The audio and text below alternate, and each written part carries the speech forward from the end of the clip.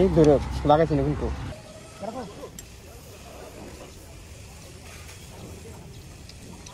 Hello, আসসালামু আলাইকুম। কি অবস্থা সকলে? আশা করি ভালো আছেন। আর আল্লাহর অশেষ রহমতে আমি অনেক ভালো আছি। আর আজকে আমরা ভিডিওতে তো দেখতেই পাচ্ছেন যে উইং যে ইয়াগুলো আছে, লুকিং গ্লাস গুলো আছে, এগুলা লাগাইছি। ছোট ভাই অর্তরের বাইকের মধ্যে উইং গ্লাস গুলা লাগাইছি।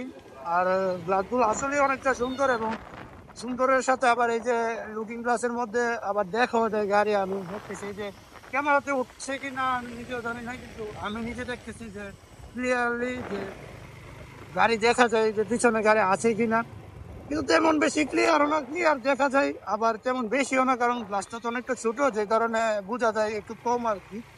আর উইং গ্লাস গুলা আসলে অনেকটা সুন্দর, ফোরবিতে লাগাইছে, আরো তো সুন্দরই লাগে। কিন্তু এগুলা আপনার R15 M10 এগুলা B4 এগুলাতে D3 এগুলাতে লাগাইলে আপনার বেশি সুন্দর লাগে, কিন্তু ফোরবিতে আমার কাছে ভালোই লাগতেছে।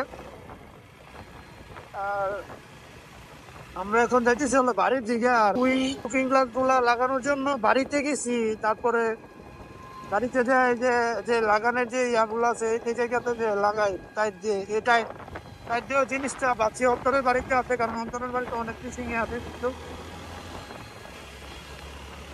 কিন্তু ওর বাড়িতে খুঁজে পাওয়া যায়নি, যে কারণে আবার আমরা এই যে বিজয় ভাইয়ের দোকানে চলে আইছি।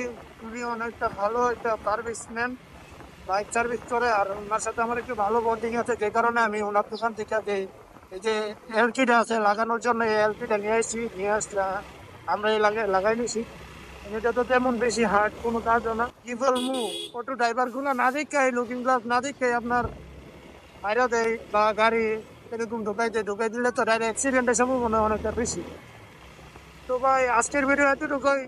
আর দেখুন যে উইং গ্লাস গুলো কতটা সুন্দর লাগতেছে, বাইকটাকে অনেকটা সুন্দর লাগতেছে। ভাই আজকের ভিডিও এতটুকুই। ধন্যবাদ আপনাদের সকলকে ভিডিওটা দেখার জন্য, এবং দেখা হচ্ছে পরের ভিডিওতে। আসসালামু আলাইকুম।